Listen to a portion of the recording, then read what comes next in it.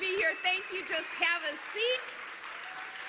Oh, thank you. I cannot tell you how happy I am to get to be here among friends. RightOnline, I thank you for the invitation, and Americans for Prosperity, thank you for hosting this very, very important conference. I tell you, it's going to be nice to share with you all tonight and express my appreciation for you all being on the front lines there in the battle for the future of our country. You're doing such a good job. You independent, conservative, new media activists who can really be the vanguard for the future of our country, for the movement that our country is dependent upon, the movement that finally defends our republic and fundamentally restores, all that is good and prosperous and free and safe and exceptional about America. You are doing that work because the old media doesn't know how to do that work.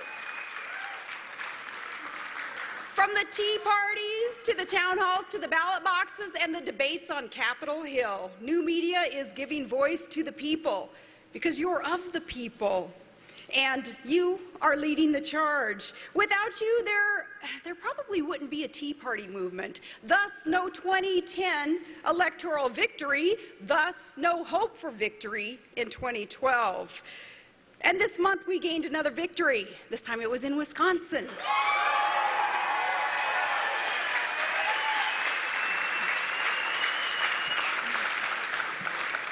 You know, tonight as we honor Andrew Breitbart, I think it's fitting that the last Americans for Prosperity event that I participated in, it was with Andrew, and it was in Wisconsin. It was late 2011, and Andrew and I were speaking in Wisconsin when the radical left had surrounded us, and they had targeted that good state as their line in the sand, and they were against, of course, the responsible fiscal reform that we were for. Then it seemed that few people were willing to wade into that mess of community organizing, but we were there. You were there. Andrew Breitbart was there. We were there. We few, we happy few, we band of brothers, we were there. We were there that day, remember, in the blowing snow and the frozen rain that was pelting those Capitol steps. I felt right at home. We were there to plant the flag and to hold the hilltop. And that left-wing mob that had surrounded us with shouts and curses, and they came to intimidate. They had their drum circles, and they had their bullhorns, and they had their cowbells. Oh, the cowbells, that was so intimidating. Breitbart told them, as only Breitbart could, as Tim suggested. Breitbart said, go to Hades, he yelled out to the crowd of protesters. And I told the good people of Wisconsin that day that we would take the courage and the integrity that they showed the rest of America, and we would win our country back with what they were showing the rest of America.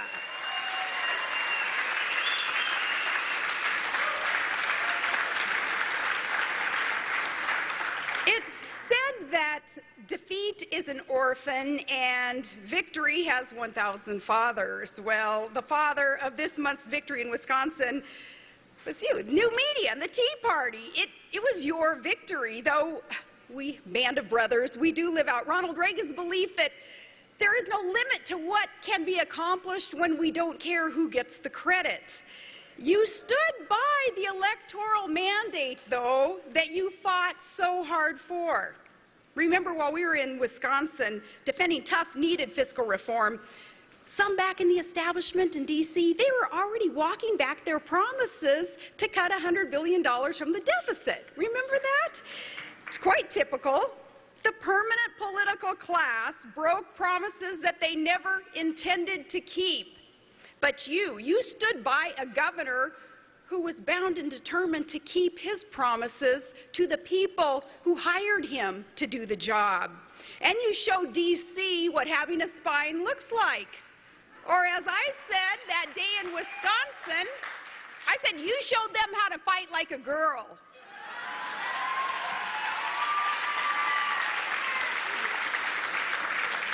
What you're doing, though, the role of new media, it goes beyond just merely organizing. It's more fundamental than that. New media has become a force for activism and for information. You fill a vital role because you do what too many in the old media won't do, can't do, and that's tell the truth. And aside, and I've learned this the last 4 years or so, is it really doesn't do any good to personally complain about what the ramifications are because of the untruths told by the old media. You know, I think, shoot, the circumstances that they create when they lie, well, might as well save my breath, because think about it, 50% of the people whom you would complain to, they're busy with their own problems. And the other 50%, they're glad you have the problems. So you can save your breath, but these lamestream media lies, though, what they do, according to news reports over these years, shoot, by now I guess I should have been divorced how many times? And under FBI investigation, and living in Montana, or the Hamptons. Lately it's been the Hamptons, and it is still a great mystery. Who really is Trig Paxson Van Palen's real mother? And according to them, in my spare time, I burn books and I shoot wolves from the skids of helicopters. That's why I keep telling them quit making things up. Is it any wonder why they are tough to believe and trust? Now, when some of the old media aren't outright lying, they are lying by omission. And Breitbart called them the Democrat media complex. The new media rose up precisely because the old media failed to tell the truth. It was from that very first new media breakthrough. It was about 15 years ago when just this lowly little store clerk in a lowly little apartment, just equipped with his computer and a modem, well, he broke one of the biggest stories of the decade. His name was Matt Drudge, and the rest is history. And in hindsight, we see that the story that he broke, it was more than just a president having an affair. To me, it was much, much more than that. It was about a major old media publication that had spiked the story 11 times. And they knew all about it. 11 times, not just once to check their facts, not twice to double check, but 11 times they spiked the stories. Why? Because as charter members of that Democrat media complex, they were protecting their guy. So when a fellow with a modem and a website found out about this, he decided to tell the truth that they refused to tell. And oh, how that old media cried foul, and they howled. They denounced Drudge as irresponsible and unprofessional and even dangerous and anti-everything from motherhood to apple pie. How dare that nobody from nowhere without a degree or a pedigree, how dare he try to influence the national discourse? But the real reason they feared him was because he was not beholden to the old media's machine and the thought police. Unshackled, he was free. And a few months later, Drudge got to speak at the National Press Club in D.C. He predicted the future in his speech there. He said, "We have entered an era vibrating with the din of small voices. Every citizen can be a reporter and can take on the powers that be. I envision a future where there will be 300 million reporters, where anyone from anywhere can report for any reason. It's freedom of participation absolutely realized. Thus the birth of citizen journalism. And you are the future that he predicted. You proved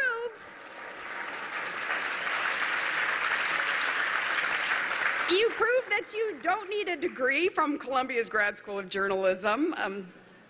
But hey, that bachelor's from science from University of Idaho, that'll teach you some of the good who, what, where, and when, and why of journalism. It's good stuff there. But no, you don't need that degree. You need integrity, and you need work ethic. His speech that day It was a warning shot to the old media machine that its days were numbered if it didn't adapt to the public's demands for fairness and for honesty. Alas, they did not listen. And in the years since, haven't we seen one old media giant after another go broke and just barely hang on to relevancy? But they had their chance. They made their choice. And then in a speech 12 years later, Breitbart, he repeated that same warning. He said to the old media, well, he put it more bluntly, a la Breitbart.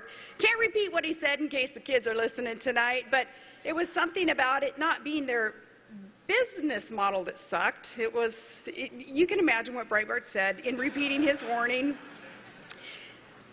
And note, we mustn't blanket everyone in their industry with this generalization and indisputable observation, though, of what's going on, because I know that there are some good reporters out there. I know all two of them. And they, in their own way, in the arena, in their own diplomatic and ethical way, they're trying to affect positive change. They're not into the spin, and they're not in it to deceive, and they're not wanting to put anyone up on a pedestal who would seek to be the prince of make crap up a stan. They want truth. There's a couple of them out there, but look what the old media did, though, in general. What the old media did in that 2008 campaign, it was the final straw. Then candidate Obama used new social media effectively to organize. But ironically, he's a creature of the old media.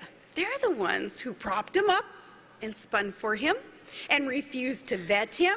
And with tingles up their legs, they delivered for their chosen one the victory.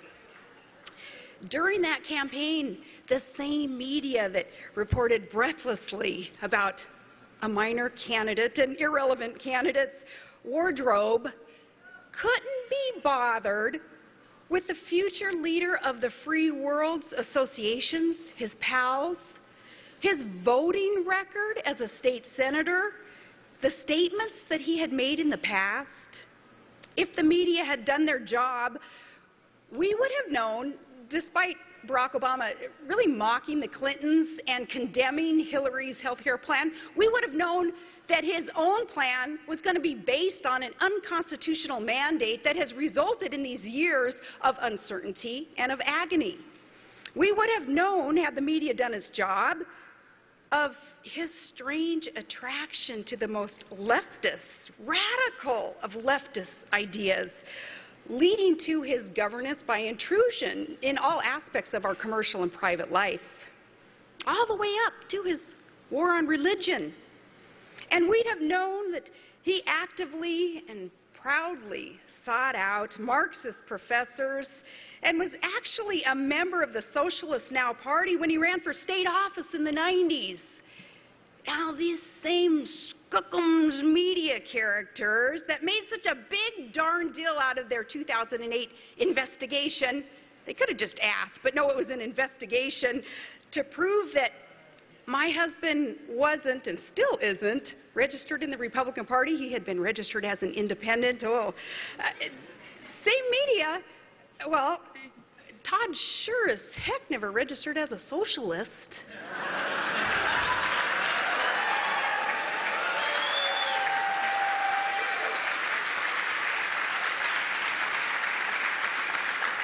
Now, had voters known, they wouldn't be surprised that our now president thinks that government has the right to redistribute the fruits of your labor. And in the middle of the worst recession of our lifetime, he would be one to proclaim that the private sector is doing just fine. He doesn't understand the private sector, perhaps because he doesn't believe in the private sector.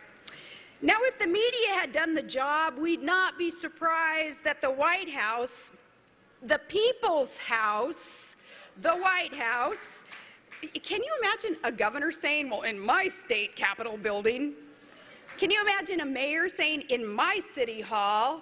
And we have a president saying, in my White House. But no, only in Chicago would you hear maybe a mayor saying, in my city hall.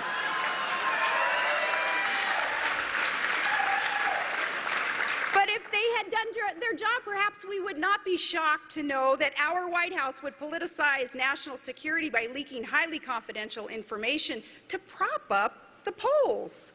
Now, here we are in Vegas, and, you know, like in Vegas and Washington, too, they talk a lot about polls. There are a lot of polls in Vegas. The White House likes to cite polls in their recent reports, especially because the figures involved in those polls are usually augmented too.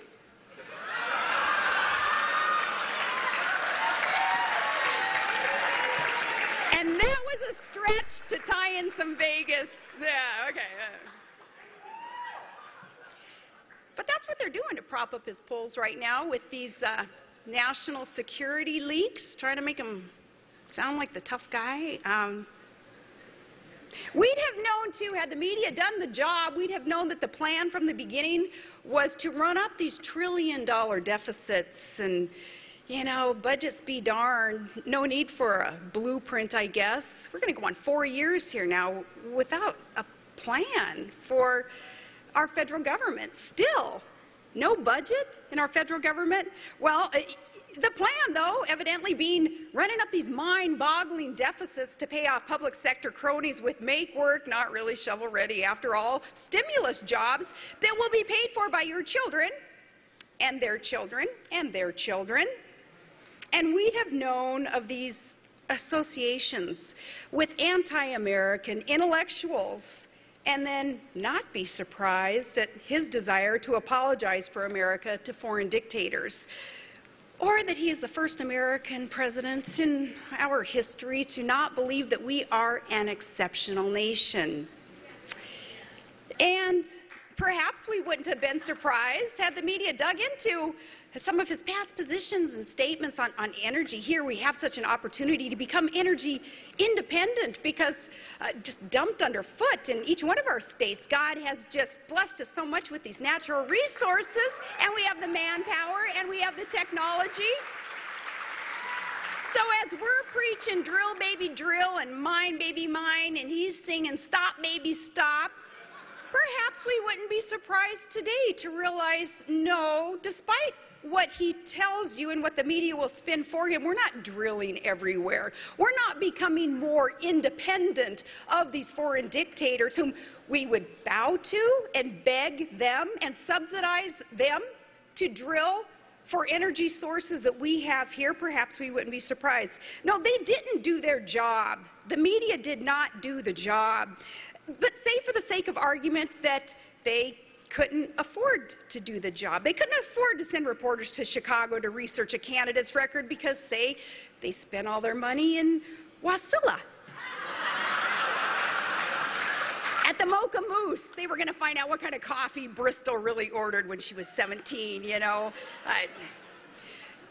So for the sake of argument, say they ran out of money. Why at least did they not read his autobiography? They'd have learned a whole lot.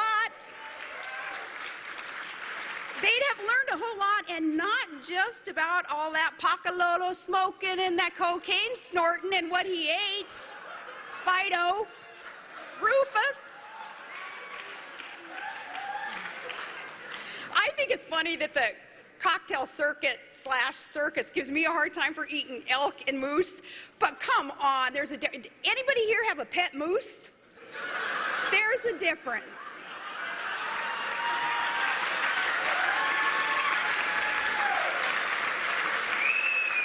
No, reading his own words would have revealed a lot, because they didn't do their job, though. I tell you, it falls on you. Independent, conservative, new media activists, you are an army of Davids against this Goliath of the old media that still wants to deceive. They who would trample on our First Amendment right, our right to freedom of the press, that freedom that our sons and daughters go to war and are willing to die for, defending for us that freedom of the press.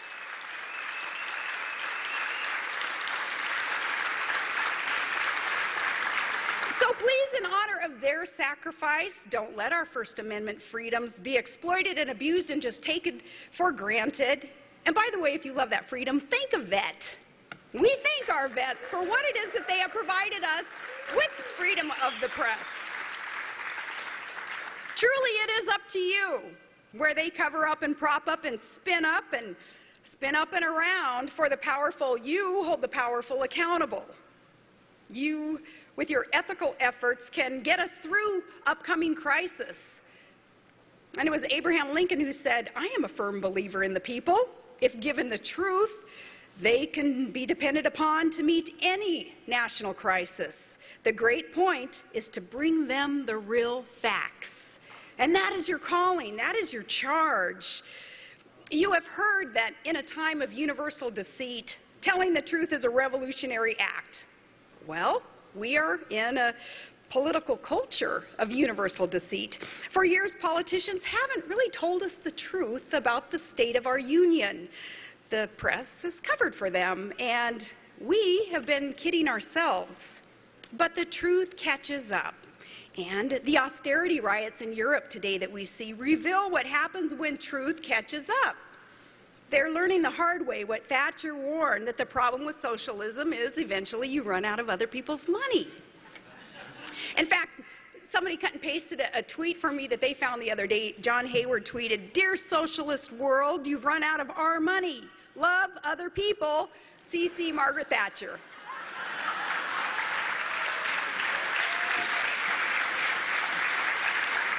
Socialism has failed again, and this is a cautionary tale for us. The people there, they were promised the impossible, financial security for all via fairness. A socialist utopia where work is almost an option and not an obligation. Government will take care of you. Well, this was too good to be true because it's not true. And now the lies are exposed, the debt is due, and there are riots in the street. This is our cautionary tale because we're even more broke than they are. As Mark Stein says, we're the brokest nation in history. Our politicians have been telling our esteemed senior citizens that the money that they've invested in our government, that they paid into Social Security all their adult lives, those funds, having wisely been invested by the government, they'll be there once you retire, sure, but no, those funds have been raided year after year. Social Security is broke. Medicare is broke. Our politicians, every campaign, they dodge the specific questions about deficit spending and what they want to cut and entitlement reform that's so necessary. They must know that we're broke and that we're accumulating $4 billion in debt every day. That's $3 million a minute, and yet they must realize this, but they don't seem to want to fix it. Last summer, our nation's credit rating downgraded for the first time in history, and there was a general agreement at the time, was there not, that, okay, we're in a debt crisis and we can't ignore this any longer. But right at that moment, what happened? Right at that moment, the media complex, they changed the subject. They changed the conversation right underneath us. And the masters of distraction changed the subject to this pivot from national dialogue being necessary debt reduction to all of a sudden class warfare based on, well, really it was under the guise of politicians' subjective definition of fairness. And then we see another shift recently, this enabling and encouraging our promising young people that they can just sign on the dotted line and take all those college loan dollars that are available, take all that you can get, saddle up and saddle yourself with $100,000 in college debt for a degree in, say, post-structural, feminist, neo-colonial, underwater basket weaving, because the job market is so ripe for that. Don't worry about the future, kids. Just have fun. There's always fun employment. So now we have a generation, folks, that is shackled with lifetime debt and often with useless degrees. And how fair is that to perpetuate that deception? I want to warn young adults. They have to be warned. Tonight, you're going to watch a new documentary. It's going to blow you away. It will reveal how the media does change the conversation. This film called Occupy Unmasked, it's Andrew's last earthly effort to break through the massive lie known as the Occupy movement. It exposes this fraud that is abetted by the lamestream media. And you're going to find out this wasn't a movement that was organized like the Tea Party was by average patriots who were just concerned about their country. It was organized by violent, radical, left-wing anarchists who decide that our free market system must be overthrown. And you don't have to take my word for it. They speak quite candidly about this themselves. You'll see footage of occupiers throwing Molotov cocktails and roving bands of Occupy thugs destroying private property and terrorizing neighborhoods. You'll learn of an epidemic of rape in Occupy camps, which some, I guess, refer to as freedom of expression. And you'll see with horror the violent forces our community organizer-in-chief has unleashed on America. See, President Barack Obama and the Democrat media complex, they have embraced the Occupy movement, yes?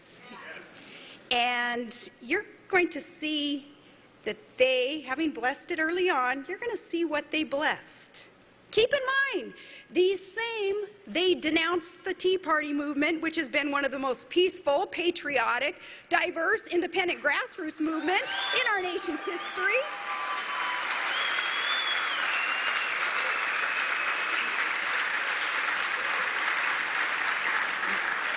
I think your reaction to this is going to be outrage with a twinge of sadness, though. Outrage at the violence and at the media for lying about it all because they were participants in it. We wouldn't have this footage, by the way, were it not for the new media activists unmasking the truth.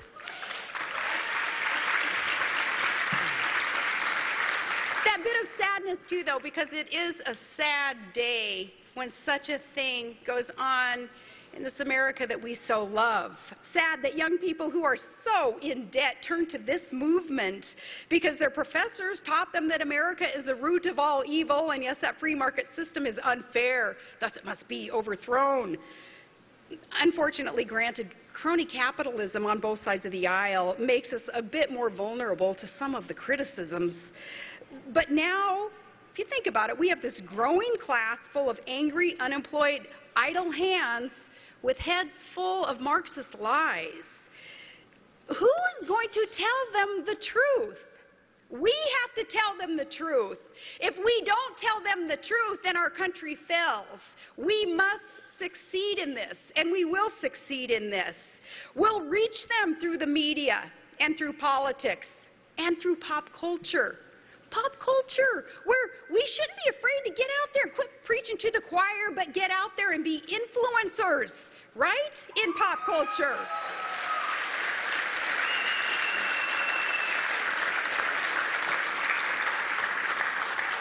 Breitbart said culture is upstream of politics. Again, don't be afraid to be out there participating. It's not selling out, it's infiltrating, and it's influencing. You know, I told my daughter Bristol that when she got a call from Dancing with the Stars asking, hey, you want to be on the show? And she's like, Mom, I told the producers, well, I don't dance and I'm not a star, so sure, I'll be on your show. And I said, well, Bristol, oh my gosh, wait for the criticism, you know, geez, you're a Palin. I said, the criticism's going to be rough. And she says, exactly, Mom, the haters are going to hate, the critics are going to criticize, so I might as well dance. I'm like, right on, that's a lesson. But to be out there trying to influence for good in culture. Now, a word of warning, though. Okay, whatever the outcome is in November, please do not get co-opted by the permanent political class. Granted, you will not make many friends in the Beltway or in Hollywood. HBO, oh, they're going to do what they got to do against you. You won't be one of the cool kids. Doggone it. Oh. Sometimes you'll find yourself under the bus, but you need to stay outside of the machine. Sometimes you got to rage against it. Stay outside of the political establishments in order to hold them accountable. And just tell the truth. Don't spin GOP failures the same way that the left does for President Obama.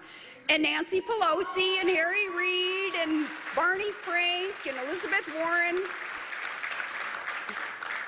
And then, in our hoped for, prayed for, worked very hard for, and predicted victory this fall, then we have to make sure that we don't go back to saying, well, right on, our team's got the ball, so we get to ignore now what everybody's doing. No, our nation can no longer afford partisan apathy. Please stay ever vigilant, holding feet to the fire. And we shall. We'll succeed in this. You probably heard this, what success is. Success is preparation meeting opportunity. Okay, when they meet, you will succeed. And for such a time as this, you have both. Be confident that you are prepared, and certainly you recognize this gift you're given, this opportunity, this time in our nation's history. So we'll have preparation, meeting, opportunity. We'll succeed in this mission. And I say we because I consider myself part of you, part of this movement. I know that without social media, oh, my platform would be so narrow. It would be so much shakier and more narrow as I would try to maneuver a constitutional conservative, very traditional, very common sensible platform and message through the filter of the old media. So I proudly consider myself a part of this movement, and I just thank you so much from the bottom of my heart for what it is that you do in trying to correct the untruths and trying to get what the real story and the real message and somebody's real record is actually all about. I know that, many of you independents, you've had my back, and I can't tell you how grateful my family and I are for your efforts. And we need to have each other's back. We must have each other's back.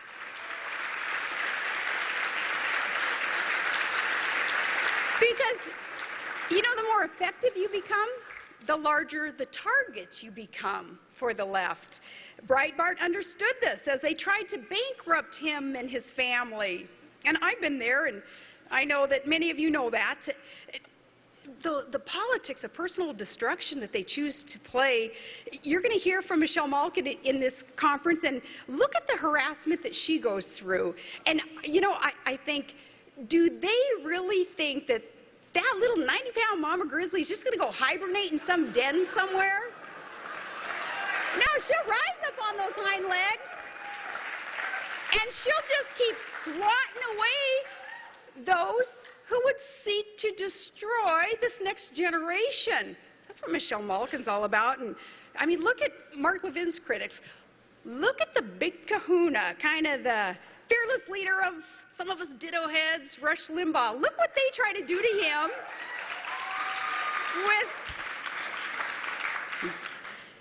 with he being the center of these massive campaigns to try to silence him. And I think of Rush when my girls and I were trucking down the road in our truck, and radio's blasting, and Kelly Clarkson's song comes on, and I think of Rush when it says, "What doesn't kill you makes you stronger."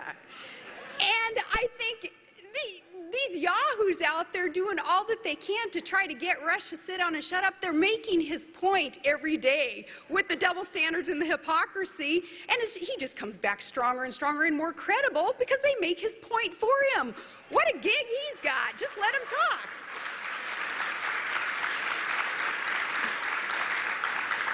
These are futile efforts, though, to get constitutional conservatives to sit down and shut up. And I know that some of you bloggers, especially recently, experiencing terrible harassment just because you dared report accurately about a convicted criminal who's now funded by left-wing organizations. And you're not alone, and the swatting must stop, and those responsible for the swatting must be held accountable by the law.